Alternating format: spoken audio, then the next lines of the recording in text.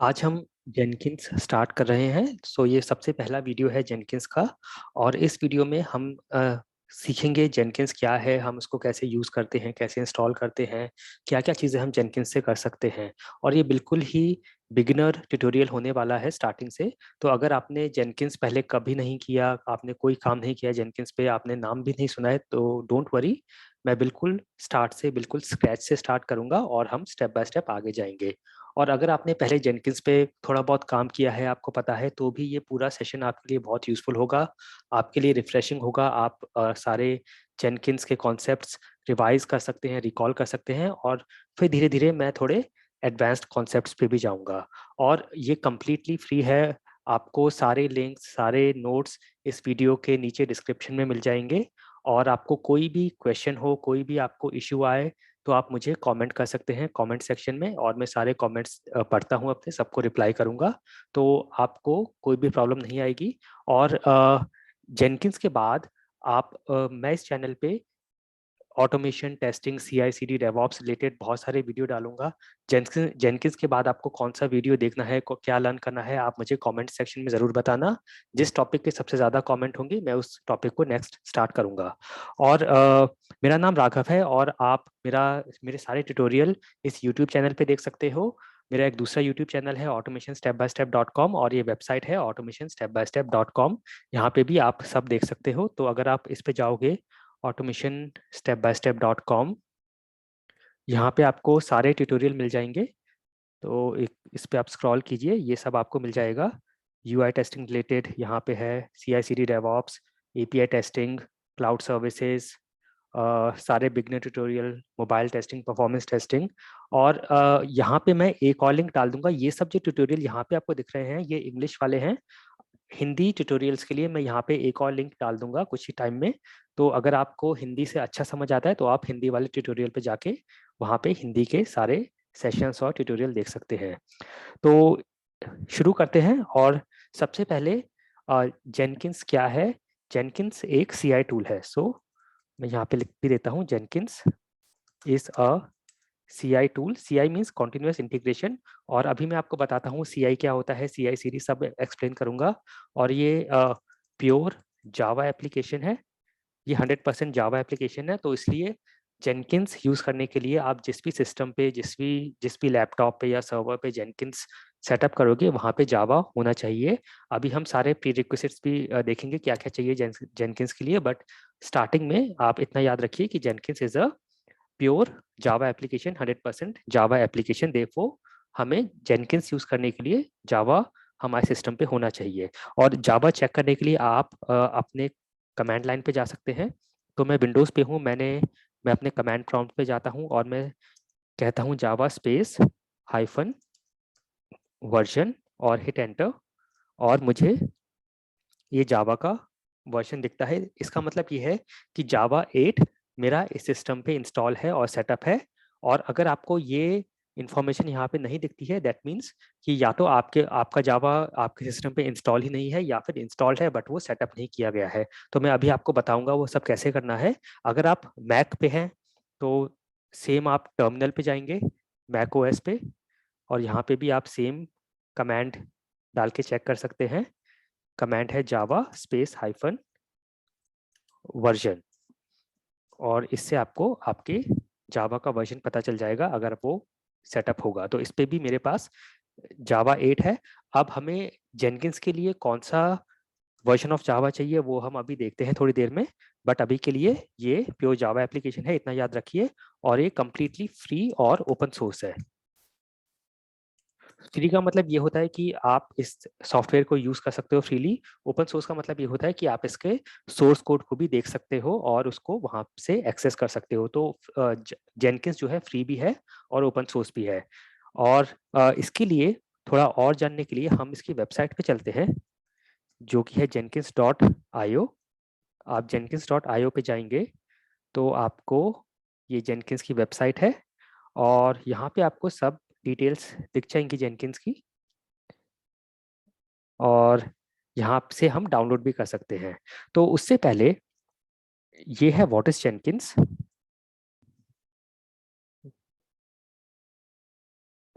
ये था हमारा व्हाट इज जेनकिंस। और हमने देखा कि Jenkins is a CI/CD tool और CI टूल। तो CI क्या होता है, CI/CD क्या होता है, वो देखते हैं। What is CI/CD? CI का मतलब होता है कॉन्टिन्यूअस इंटीग्रेशन।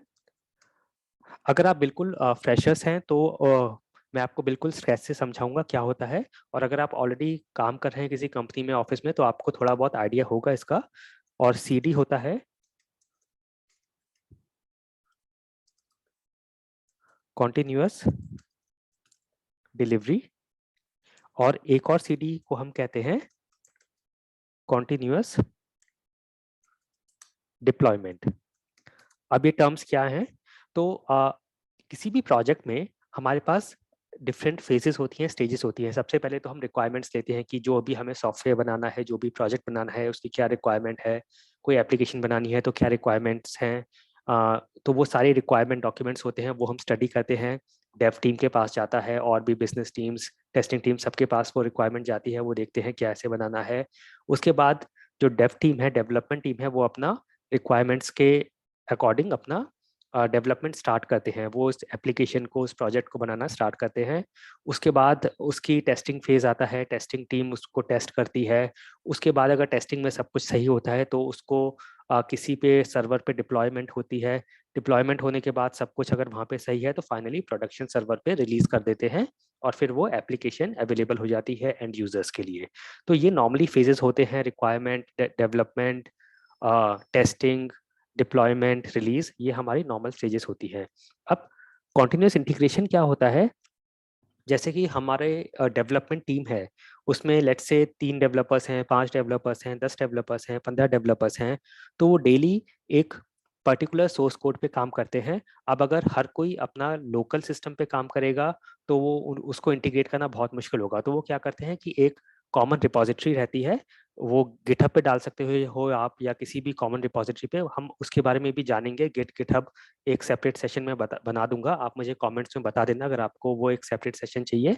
मैंने इंग्लिश वाले चैनल पे ऑलरेडी गिटहब का बना रखा है। तो क्या होता है कि एक कॉमन रिपोजिटरी होती है, उससे सब चेकआउट करते हैं कोड अपने लोकल सिस्टम पे, वहाँ पे काम करते हैं और वापस चेक इन कर देते हैं, सो दैट सारा इंटीग्रेशन बना रहे सबके कोड का। तो जब वो चेक इन करते हैं उस डिपॉजिटरी में वापस, तो जो अलग अलग लोगों ने जो काम किया है उसकी वजह से कोई ब्रेक तो नहीं हुआ, कोई कोड ब्रेक तो नहीं हुआ किसी और का, या कुछ एप्लीकेशन में कुछ प्रॉब्लम तो नहीं है। वो चेक करने के लिए हम इंटीग्रेट करने के बाद कुछ यूनिट टेस्ट या कुछ बेसिक टेस्ट चलाते हैं, जो कि चेक करता रहता है कि everything is fine, everything is perfect. अब ऐसा कोई टूल जो इस चीज में हेल्प करे, इंटीग्रेशन करने में, डिफरेंट लोगों के कोड को और उसको टेस्ट करने में, चेक करने में, वो एक CI टूल होता है। और जेनकिंस एक CI टूल है। अगर मैं आपको एक इमेज से समझाऊं, कॉन्टिन्यूअस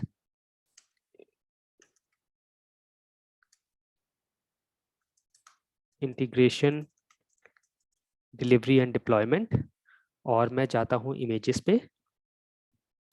यहाँ पे ये वाली इमेज देखते हैं, इससे आपको थोड़ा अच्छे से समझ आ जाएगा। तो यहाँ पे आप देख सकते हैं,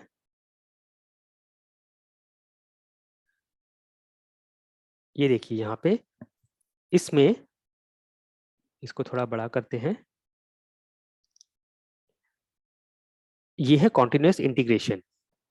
कॉन्टिन्यूअस इंटीग्रेशन में क्या होता है कि डेव टीम अपना सारा कोड इंटीग्रेट करता है एक कॉमन रिपोजिटरी में, एक कॉमन प्लेस पे।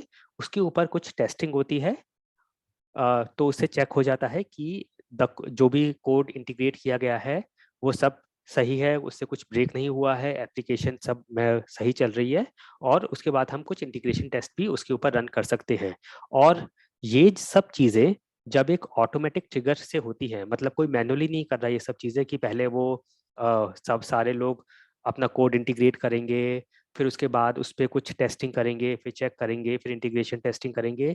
कोई मैनुअली नहीं कर रहा, स्टार्टिंग में हम सब सेट करके उसके बाद ये ऑटोमेटिक ट्रिगर से होता है। जैसे ही कोड किसी ने चेक इन किया, कुछ टेस्ट ट्रिगर होंगे, वो टेस्ट चेक करेंगे कि जो अब फाइनली इंटीग्रेटेड कोड है, किसी की भी चेक इन करने के बाद जो फाइनल इंटीग्रेटेड कोड बना है वो सब सही है। कुछ टेस्ट उसको चेक कर लेंगे, इंटीग्रेशन टेस्ट भी हो सकता है, और ये ऑटोमेटिक ट्रिगर के साथ होता है, तो वो प्रोसेस हम कहते हैं कॉन्टिन्यूअस इंटीग्रेशन।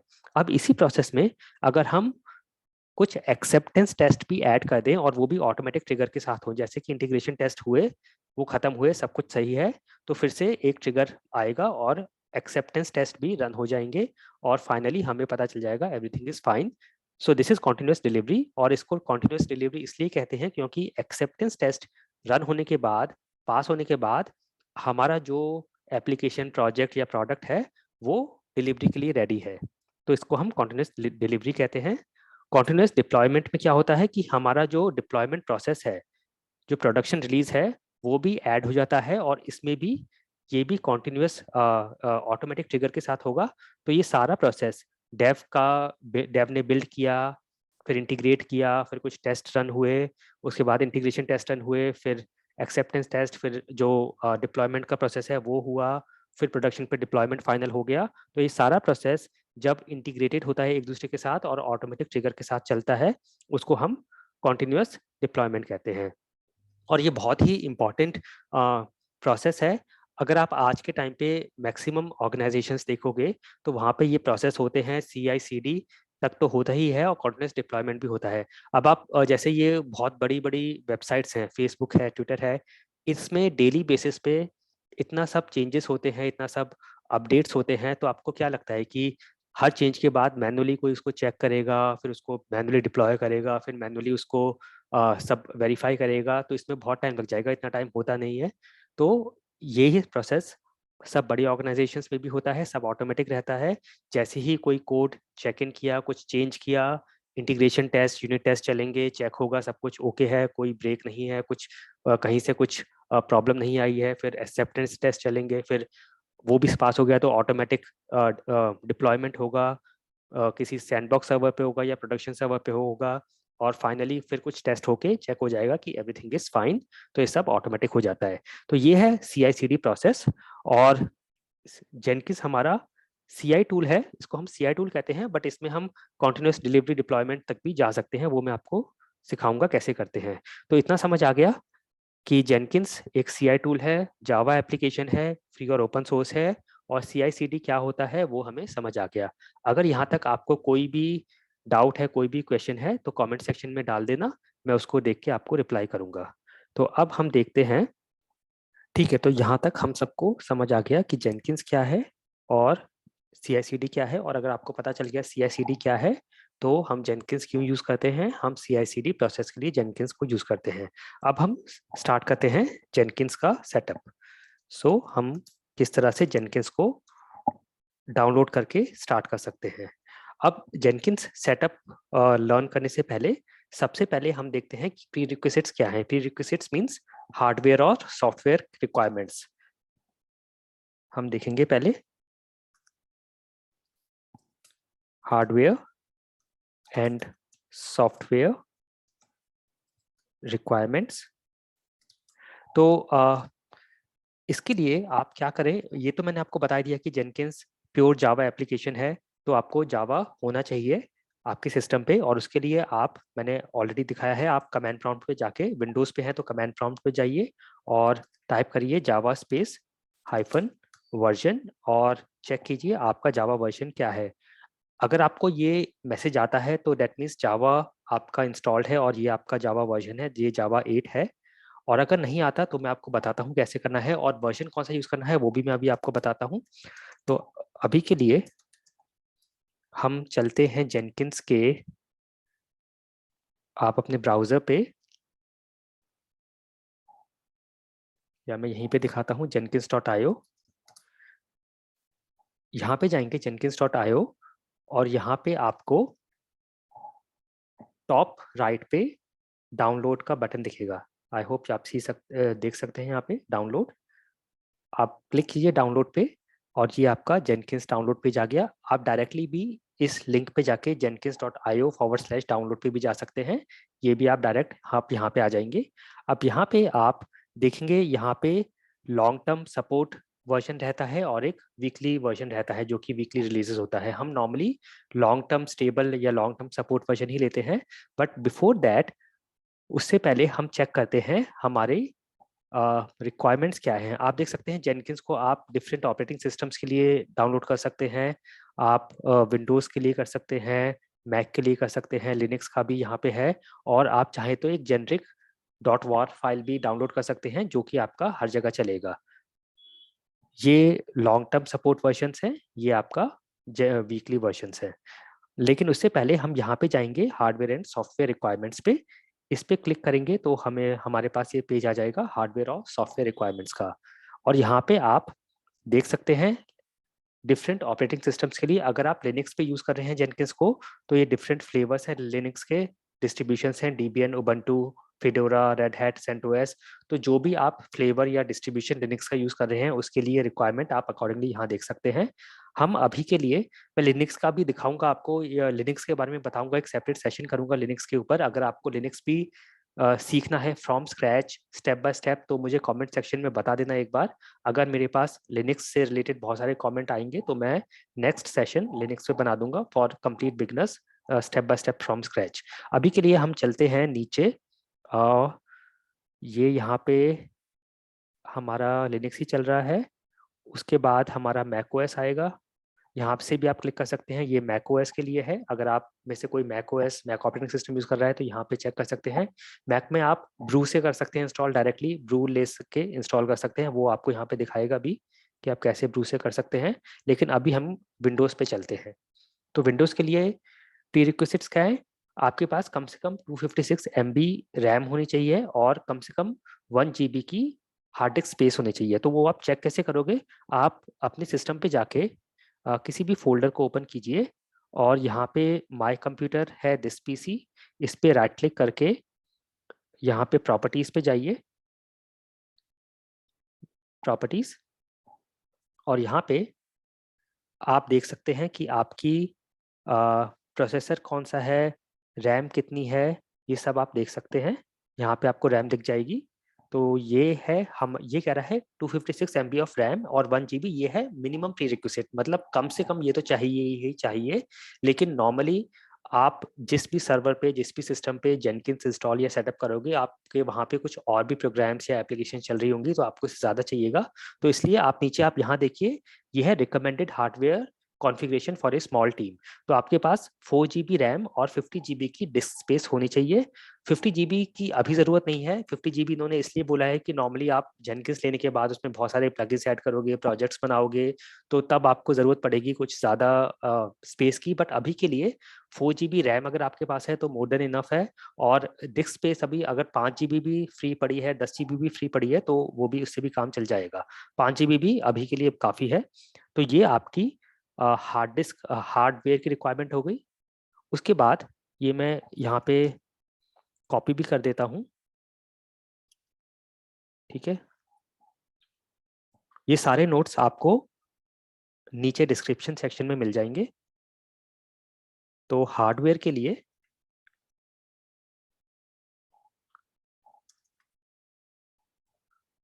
मैं यहाँ पे लिख देता हूँ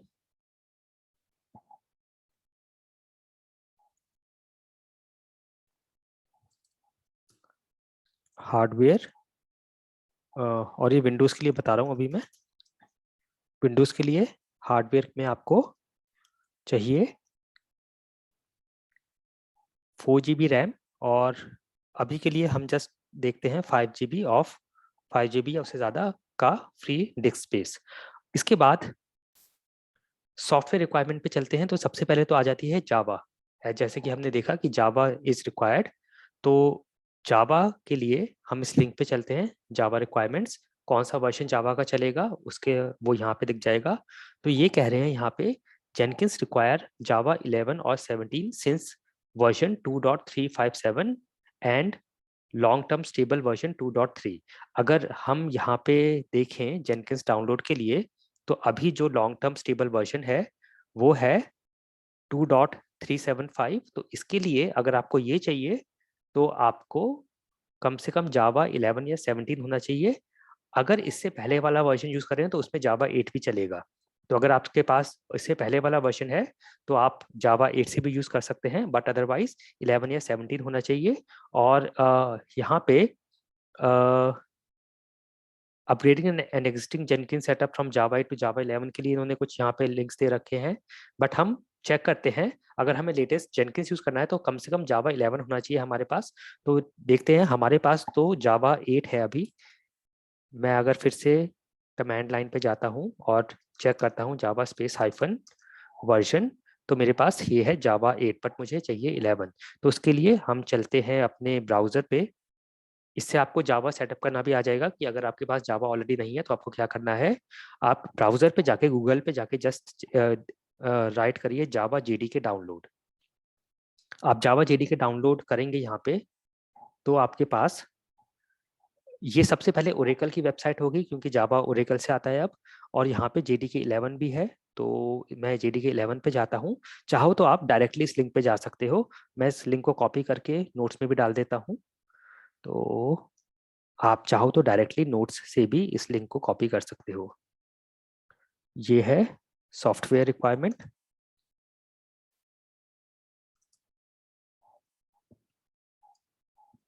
सबसे पहले इसमें आ गया जावा, और ये लिंक है जहाँ से आप जावा ले सकते हो।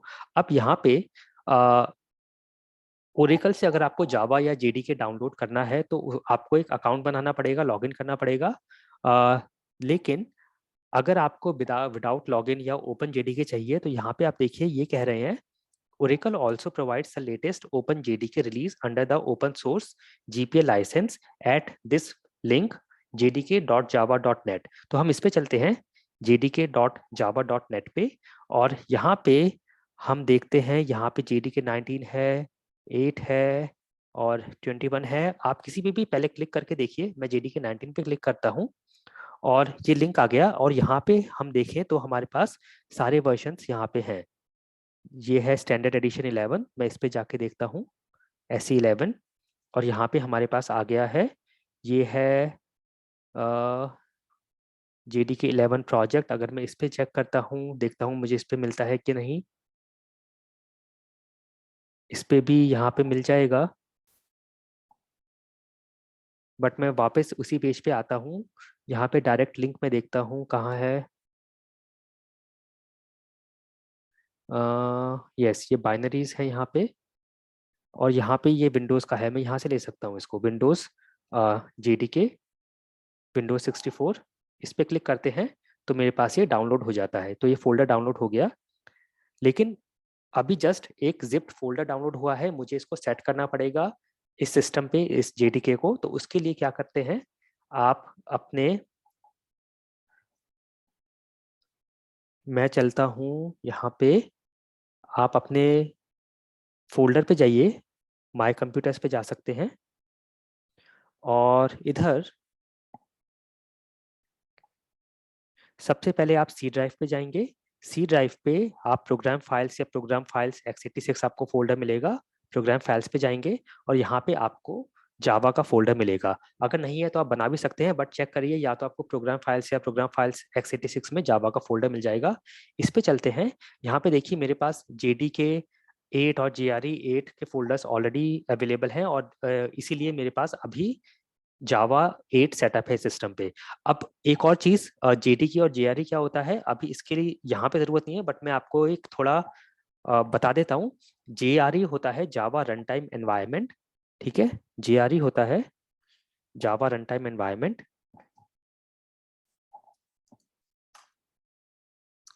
जावा रन टाइम एनवायरमेंट, और JDK होता है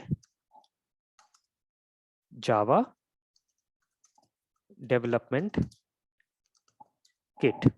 तो इसमें डिफरेंस क्या है, JRE आपको चाहिए अगर आपको कोई भी जावा की एप्लीकेशन अपने सिस्टम पे चलानी है, सिर्फ रन करनी है, तो JRE इनफ होता है। JDK हमें रिक्वायरमेंट होता है जब आपको जावा में कुछ डेवलपमेंट करना है, कुछ एडिटिंग करनी है, कुछ भी आपको डेवलपमेंट रिलेटेड कुछ करना है, तो आपको JDK की जरूरत होती है।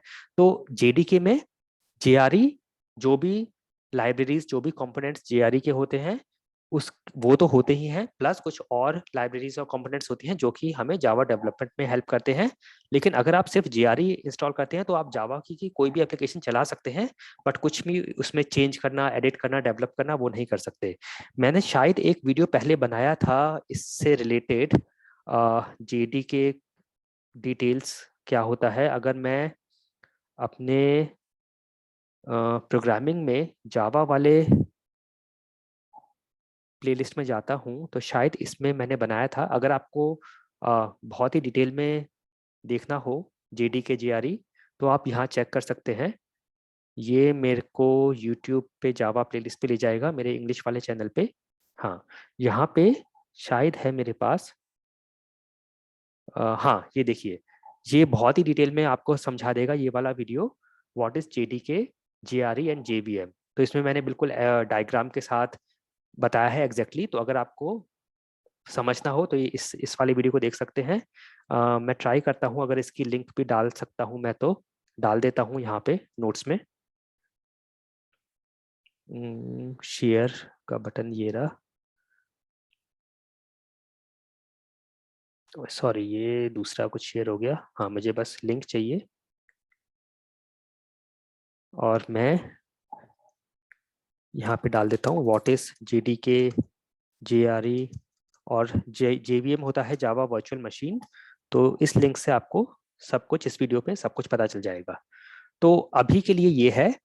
तो यहाँ पे सबसे पहले जो मैंने फोल्डर डाउनलोड किया है उसको अनजिप करके मैं इस लोकेशन पे डाल दूंगा, सी प्रोग्राम फाइल्स जावा।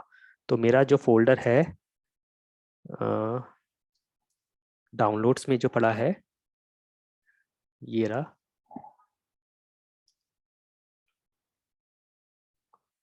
इसको मैं अनजिप करता हूँ।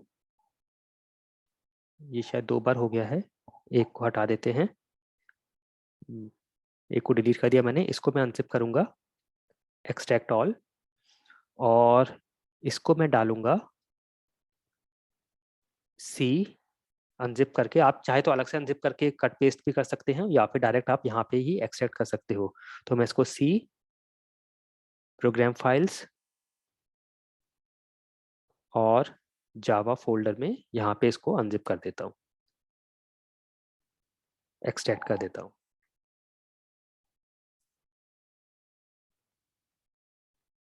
तो ये हो गया यहाँ पे।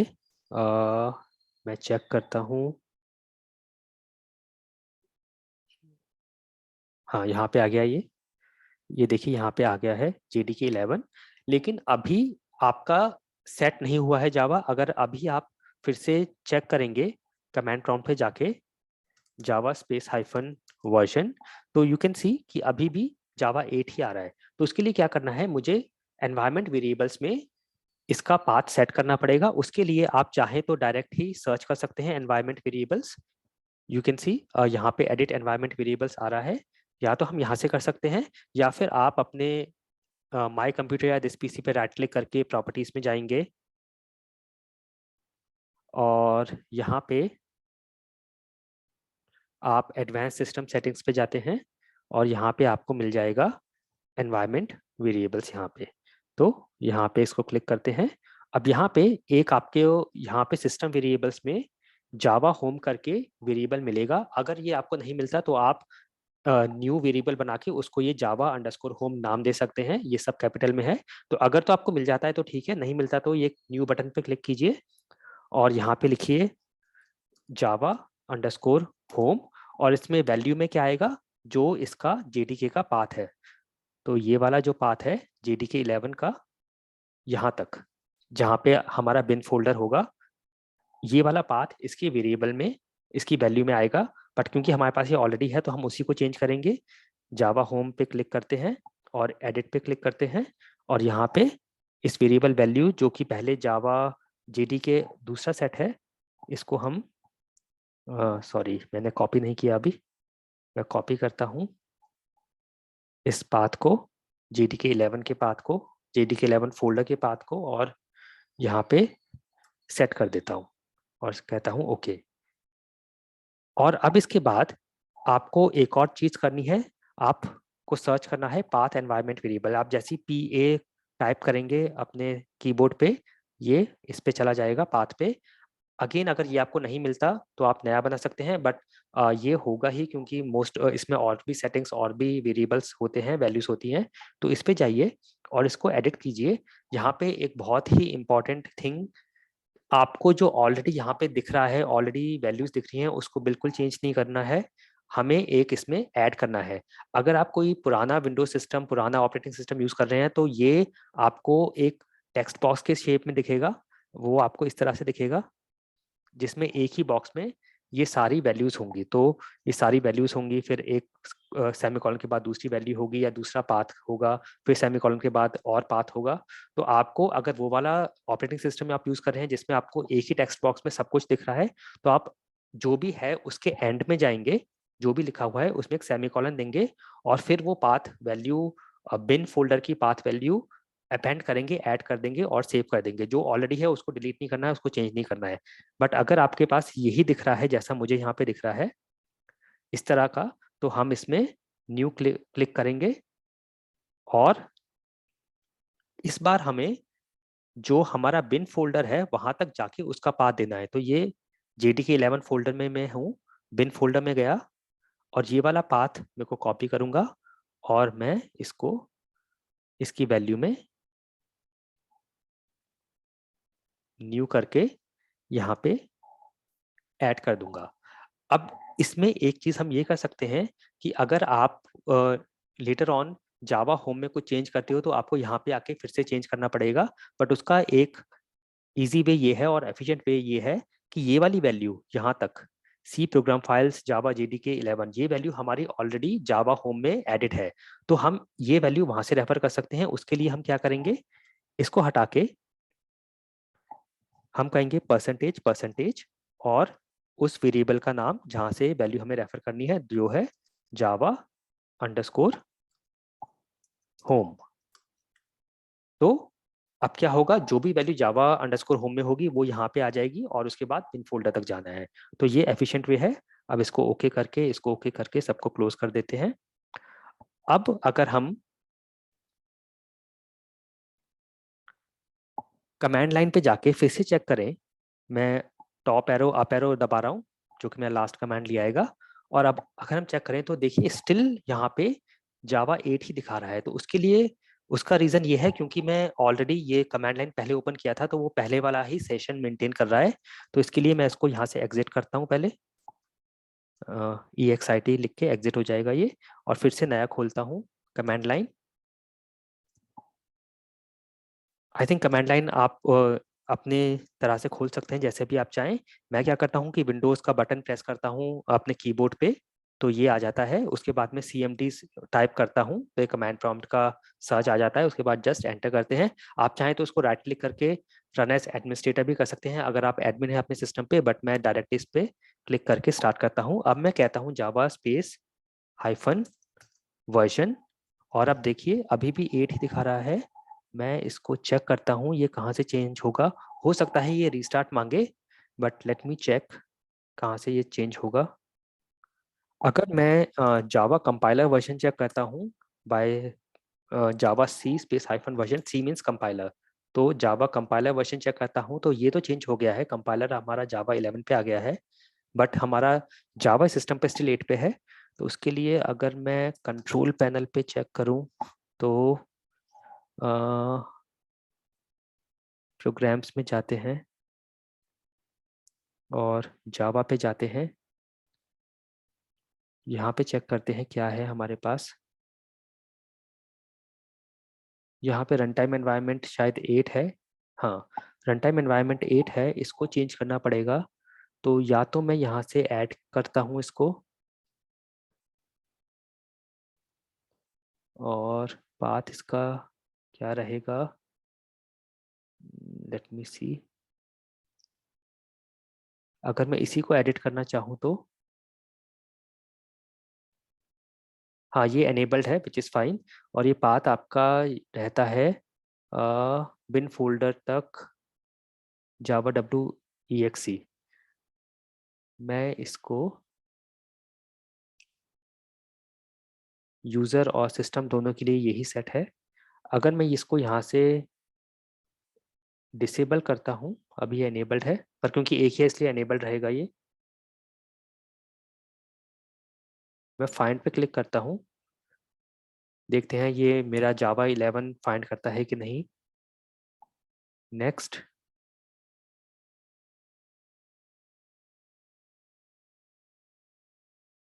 Searching for available JRIs, this में टेक सम टाइम।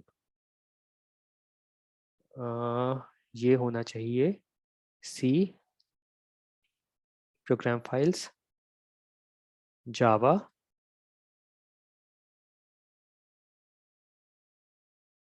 यहाँ पे सर्च करते हैं। हाँ, यहाँ पे आ गया मेरा जावा 11 और मैं फिनिश करता हूँ इसको। अब देखिए मेरे पास जावा 11 और 8 दोनों है और मैं चेक कर सकता हूँ कौन सा इनेबल करना है, तो इसको मैं डिसेबल करता हूँ, इसको अनेबल कर देता हूँ। और यूज़र के लिए, मतलब मेरे यूज़र के लिए आप जावा 11 चलेगा। सिस्टम के लिए अगर आपको ऐड करना है तो यहाँ से भी देख सकते हैं। अभी के लिए I think this is fine. Okay, apply and okay. फिर से मैं इसको एग्जिट करके कमांड लाइन ओपन करके चेक करता हूँ। जावा स्पेस हाइफन वर्जन अभी भी 8 दिखा रहा है, शायद रीस्टार्ट करना पड़ेगा। मैं देख लेता हूँ इसको रीस्टार्ट करके एक बार। मैं अपने एनवायरनमेंट वेरिएबल्स पे भी चेक कर लेता हूँ। यहाँ पे दिस पीसी पे या डायरेक्ट एनवायरनमेंट वेरिएबल पे जाके एडिट एनवायरनमेंट वेरिएबल्स, यहाँ पे हमें जावा होम तो हमने सेट कर दिया है। और अगर मैं पाथ एनवायरनमेंट वेरिएबल पे चेक करूँ तो यहाँ पे जावा होम पहले से भी था, मैंने एक और बार ऐड कर दिया, तो इससे प्रॉब्लम नहीं होनी चाहिए, रिक्वायरमेंट नहीं है ये। बट इसको मैं डिलीट कर देता हूँ एक को, ताकि एक ही हमारा जावा होम बिन रहेगा यहाँ पे। और दैट्स ओके। तो अभी के लिए मैं चेक करता हूँ अगर ये, क्योंकि मेरा जावा कंपाइलर वर्जन ऑलरेडी आ चुका है जावा 11 पे, तो मैं इसको एग्जिट करता हूँ और एक बार हम चेक कर लेंगे जेनकिंस को डाउनलोड और स्टार्ट करके। अगर वो चलता है then it's well and good. तो आपको मैंने सब दिखा दिया यहाँ पे क्या क्या चीज़ें आपको चाहिएंगी, कैसे आपको जावा सेटअप करना है। और अब हम, ये हमारी हार्डवेयर सॉफ्टवेयर रिक्वायरमेंट्स हैं। यहाँ पे सॉफ्टवेयर रिक्वायरमेंट जावा हमने देख ली है। वेब ब्राउजर का ये है, क्योंकि जब हम जावा सर्वर को स्टार्ट करेंगे तो उसको जावा के होम पेज को, यूआई को देखने के लिए हमें ब्राउजर की जरूरत पड़ेगी। तो ब्राउजर आपका कोई भी चलेगा, क्रोम ब्राउजर है वो भी चलेगा, कोई भी ब्राउजर चलेगा। स्टिल आप चाहें तो इस पेज को चेक कर सकते हैं जिसमें आपको ब्राउजर कंपैटिबिलिटी दिखा रखी है। तो यहाँ पे Google Chrome, Firefox, Edge, Apple Safari, ये सब यहाँ पे अवेलेबल हैं, तो इसमें ज़्यादा प्रॉब्लम नहीं आनी चाहिए। विंडोज ऑपरेटिंग सिस्टम के लिए सपोर्ट पॉलिसी, फिर लिनक्स के लिए सपोर्ट पॉलिसी और सर्वलेट कंटेनर्स के लिए सपोर्ट पॉलिसी, ये इसमें बस ये है कि कौन सा ऑपरेटिंग सिस्टम सपोर्ट करता है। तो अगर इसमें मोस्टली आप जो भी ऑपरेटिंग सिस्टम यूज कर रहे हो वो सपोर्ट करेगा। अगर कोई बहुत ही पुराना ऑपरेटिंग सिस्टम है तब कुछ प्रॉब्लम आ सकती है। तो अगर आप देखिए सपोर्ट लेवल्स, कोई भी आपका 64 बिट विंडो का ऑपरेटिंग सिस्टम है, सर्वर है, उसमें फुल सपोर्ट है। और लेवल 2 सपोर्ट भी सभी के लिए है ऑलमोस्ट। और अगर आप लेवल 4 अनसपोर्टेड देखें तो इसमें कह रहा है कि Windows XP older than service pack 3। तो ये बहुत ही पुराना ऑपरेटिंग सिस्टम है। मुझे लगता है कि शायद आप में से कोई भी नहीं यूज कर रहा होगा, बट स्टिल अगर कोई विंडोज एक्सपी सर्विस पैक 3 से पहले यूज कर रहा है, वहां पे अनसपोर्टेड है, विंडोज फोन पे नहीं चलेगा। और कोई भी अदर विंडो का प्लेटफॉर्म 2008 से पहले का है, तो अब ऑलरेडी हम 2022 और 23 में है, तो उसमें प्रॉब्लम नहीं आनी चाहिए। तो ये आप चेक कर सकते हैं चाहे तो।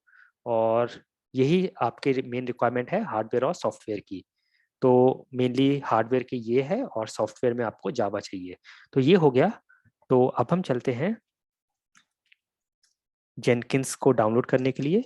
Download Jenkins. और इसमें जैसे कि हमने देखा था जेनकिंस डाउनलोड पेज पे हमारे पास, आप स्क्रॉल डाउन करोगे तो ये और सारे ऑप्शन हैं। हम क्लिक करेंगे डॉट वॉर फाइल पे, जो जेनरिक जावा पैकेज है। डॉट वॉर फाइल को यूज करके हम किसी भी ऑपरेटिंग सिस्टम पे जेनकिंस को स्टार्ट कर सकते हैं। तो ये स्टार्ट हो गया है डाउनलोड होना, तो ये थोड़ा सा टाइम लेगा। और मैं यहाँ पे लिख देता हूँ download Jenkins. From this link जो है jenkins.io/download, और इसमें मैं कहता हूँ ब्रैकेट में आप jenkins.war फाइल यहाँ से ले सकते हैं। और एक बार ये डाउनलोड हो जाता है तो extract jenkins.war file and keep at any location on your system। तो एक बार ये डाउनलोड होने के बाद आप इसको एक्सट्रैक्ट करके कहीं पे भी अपने सिस्टम पे रख सकते हैं। और स्टेप नंबर 3 से पहले मैं चेक करता हूँ कि ये हो रहा है। ये थोड़ा सा टाइम ले रहा है, I don't know why. Normally ये जल्दी हो जाता है पर शायद नेटवर्क स्पीड की वजह से थोड़ा सा टाइम ले रहा है, तो वेट करते हैं। अच्छा, एक और चीज़, यहाँ पे इसी पेज पे, जेनकिंस डाउनलोड पेज पे आपको ये पास्ट रिलीजेस भी दिख जाएंगे। तो इस पे अगर आप जाते हो पास्ट रिलीजेस, इस पे आपको पहले की रिलीजेस मिल जाएंगी। और यहाँ पे आप देख सकते हो, अगर आपके पास जावा 7 है तो आप ये वाला रिलीज 1.6 जो कि मई 2015 में था और उससे के बाद वाला वो ले सकते हो। जावा 8 के लिए ये वाले रिलीजेस सारे चलेंगे, 8 के लिए ये भी चलेगा। और अभी जो लेटेस्ट जून 2022 से के बाद के हैं वो जावा 11 और 17 पे चलेंगे। तो आप यहाँ पे सारा ये देख सकते हो, वीकली ये लॉन्ग टर्म स्टेबल का देख सकते हो। और यहाँ पे ये भी है। तो हम ट्राई करते हैं, वैसे तो ये थोड़ा टाइम ले रहा है, नॉर्मली इतना टाइम नहीं लेता है, विद इन 1 और 2 मिनट्स हो जाता है। पर मैं देखता हूँ ये वाला 2.346 वाला जो कि जावा 8, 11 और 17 सब पे चलेगा।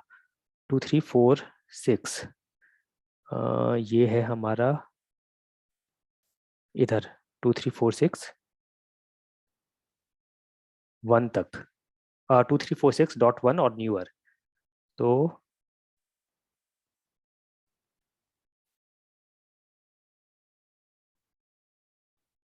मैं इस पे जाता हूँ 2.346, ये वाला, ये लेटेस्ट है इस वर्जन का। इसको देखते हैं, इसकी .war फाइल लेके देखते हैं और चेक करते हैं। ये सब पे चलना चाहिए 8, 11, 17। और मैं इस वाले को पॉज करके देखता हूँ अभी। आई डोंट नो ये इतना टाइम क्यों ले रहा है आज, but let's see, let's wait. Okay, I think एक मैंने मिस्टेक की, मैं इसको कैंसिल करता हूँ। मैं अपने मैक सिस्टम पे ट्राई कर रहा था ये डाउनलोड करना, जो जहाँ पे मेरा इतना अच्छा नेटवर्क नहीं है। Let me go back to my window system. ये मेरा विंडो सिस्टम है, यहाँ पे जल्दी हो जाएगा। मैं यहाँ पे जाता हूँ जेनकिंस के पेज पे, jenkins.io/download। यहाँ पे मैं जाता हूँ पास्ट रिलीजेस पे, और यहाँ पे मैं जाता हूँ ये वाला जो 8, 11 और 17 जावा सब पे चलेगा 2.346। तो यही वाला लेते हैं। मैं इसको 2.346 इसकी वॉर फाइल लेता हूँ। और हाँ, ये देखिए बहुत जल्दी हो जाता है ये। That's what I was thinking कि ये इतना टाइम क्यों ले रहा है। ये विद इन 1 मिनट में या 2 मिनट मैक्सिमम, अगर आपका नेटवर्क स्लो है तो हो जाएगा। ये हो भी गया है। तो अब हमारे पास ये आ गया है jenkins.war फाइल। और हमारे पास अब हमें एक्सट्रैक्ट करना है और किसी भी लोकेशन पे हम इसको रख सकते हैं। अगर मैं इसको देखूं, अभी ये डाउनलोड्स फोल्डर पे होगा, तो ये यहाँ पे है। और ये डायरेक्ट jenkins.war फाइल है तो इसको एक्सट्रैक्ट करने की ज़रूरत नहीं है। अगर ये as a folder, zipped folder होता है, तब हमें एक्सट्रैक्ट करने की ज़रूरत पड़ेगी। तो I will just say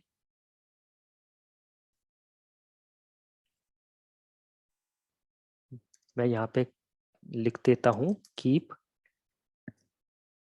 jenkins.war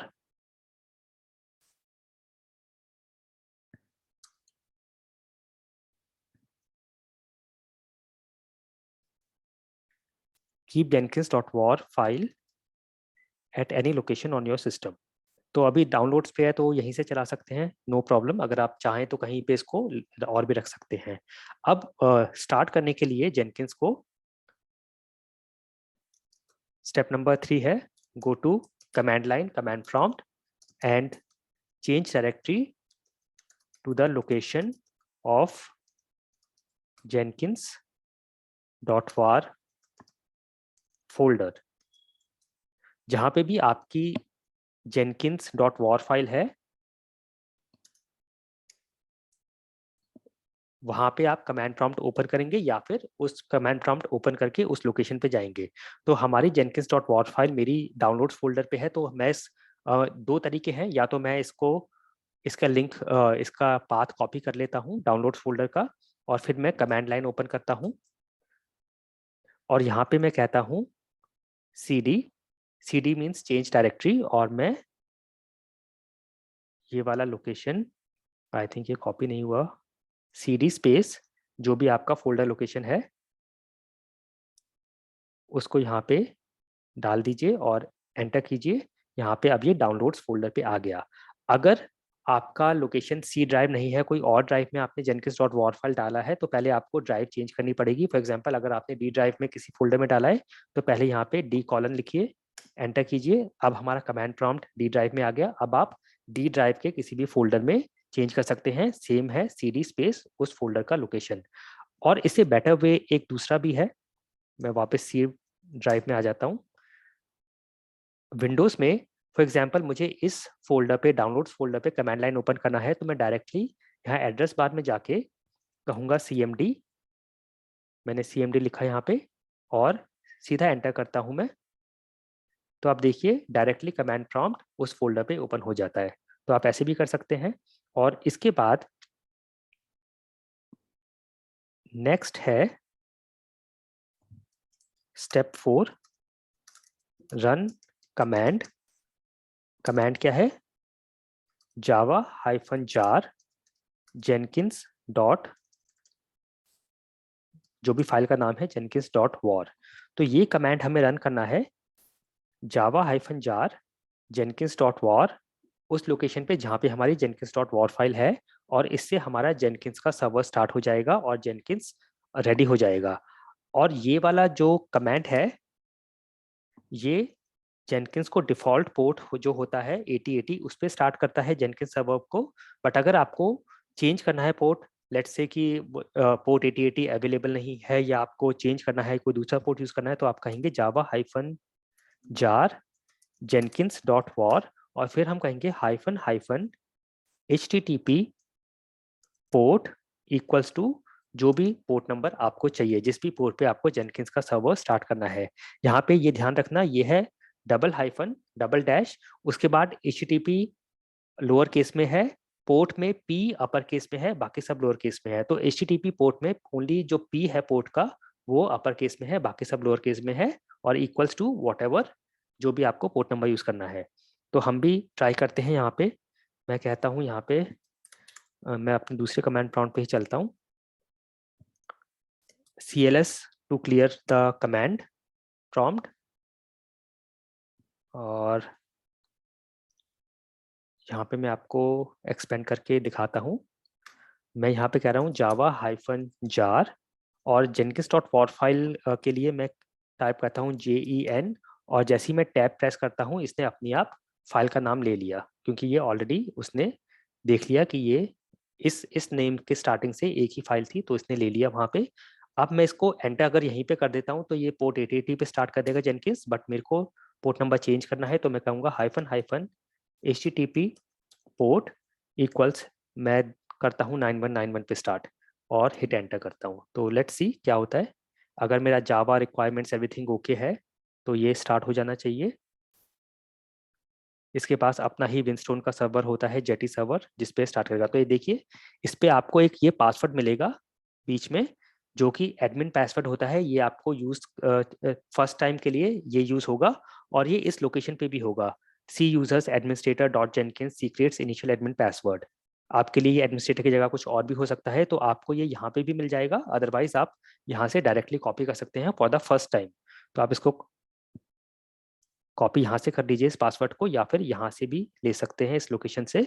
और अब यहाँ पे आपको अगर Jenkins fully up and running का मैसेज दिखता है, यहाँ पे Jenkins is fully up and running, इसका मतलब ये है हमारा जेनकिंस अब स्टार्ट हो गया है, तो अब हम जेनकिंस यूज कर सकते हैं।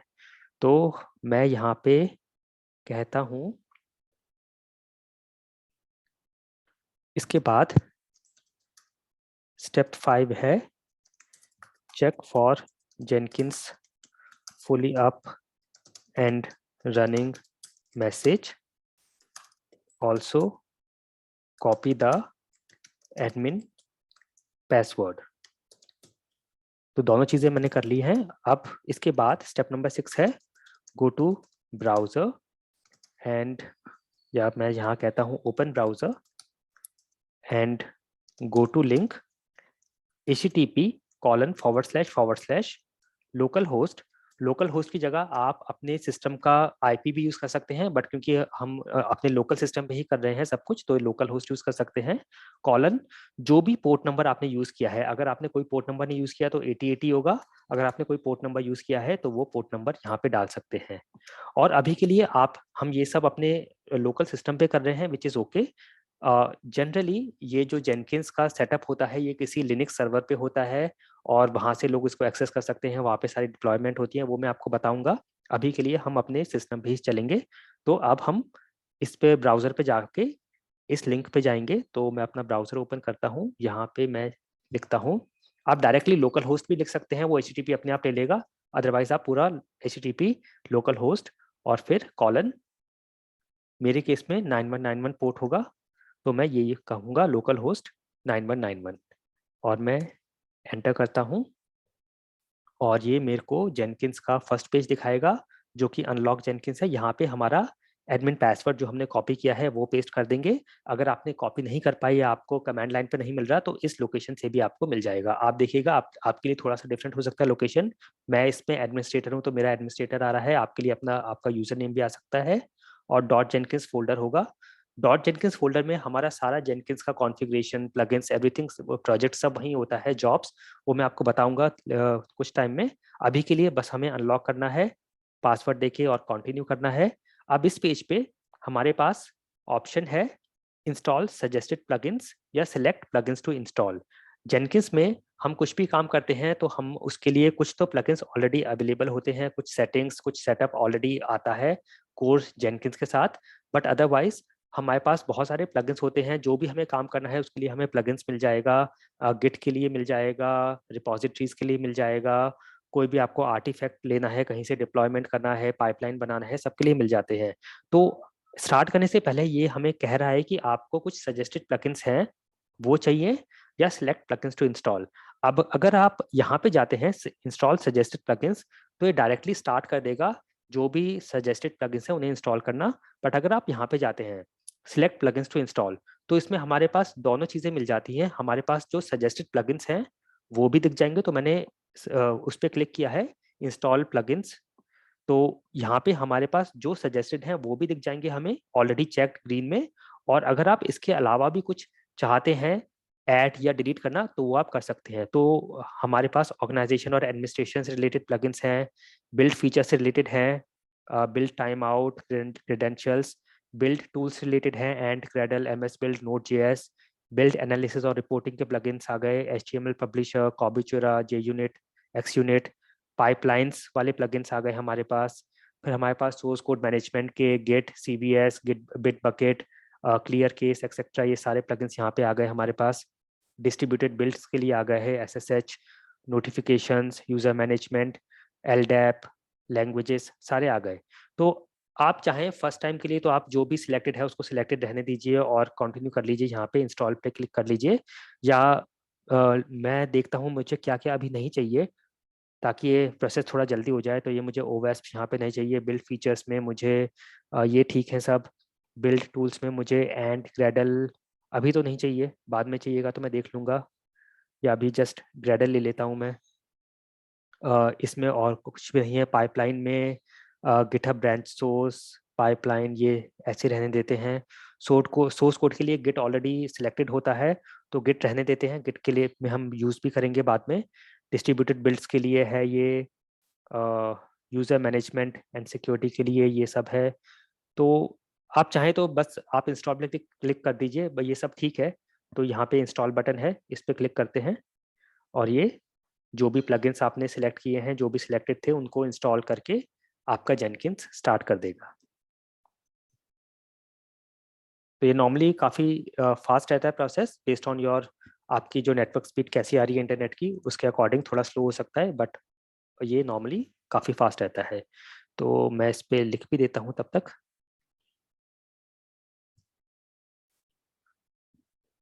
स्टेप नंबर 7,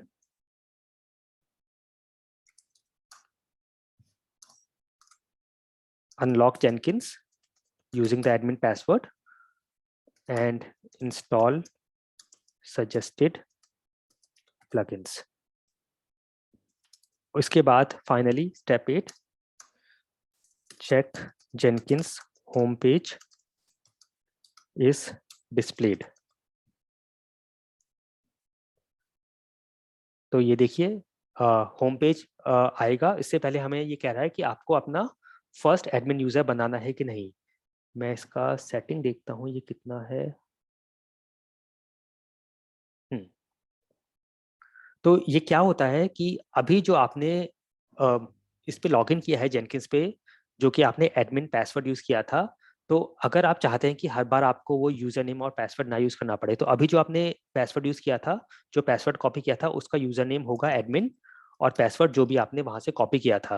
बट अगर आप नहीं चाहते कि आपको ये डिफॉल्ट यूजर हर बार यूज करना पड़े और आपको पासवर्ड भी याद नहीं रहेगा, आपको हर बार कॉपी करना पड़ेगा, तो उसके लिए आप अपना एक एडमिन यूजर बना लीजिए। तो आप जो भी नाम रखना चाहें, जो भी पासवर्ड इसको देना चाहें, पासवर्ड कंफर्म करके फुल नेम दे सकते हैं, और इसमें मैं कुछ भी दे सकता हूँ। ये सब डमी ईमेल्स हैं,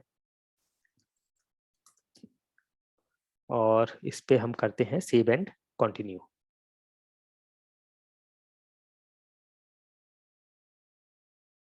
अभी के लिए ठीक है सब, बाद में हम इसको चेंज कर देंगे। तो इसने सब बता दिया कि सब ओके है, और अब हमारा जेनकिंस रेडी है, और ये हमारा जेनकिंस का यूआरएल है, और इसको हम कहेंगे सेव एंड फिनिश। और ये कह रहा है Jenkins is ready, start using Jenkins. इस पे क्लिक करते हैं और ये हमारा आ गया जेनकिंस का होम पेज। तो हमारा जेनकिंस अब रेडी है, हमारे पास ये होम पेज है। हम इस पे जॉब्स बना सकते हैं। इस पे आप मैनेज जेनकिंस पे जाके सारी सेटिंग्स देख सकते हैं। अगर आप मैनेज जेनकिंस पे जाते हैं तो ये सारी सेटिंग्स आपके पास आ जाएंगी। System configurations, plugins manager, general tools configuration, और यहाँ पे क्लिक करके हम न्यू जॉब बना सकते हैं यहाँ से। ये हमारा डैशबोर्ड है जेनकिंस का। तो अब हमारा जेनकिंस रेडी हो गया है, और अब हम इस पे काम करना स्टार्ट कर सकते हैं। तो ये स्टेप्स हैं जेनकिंस को रेडी करने के लिए।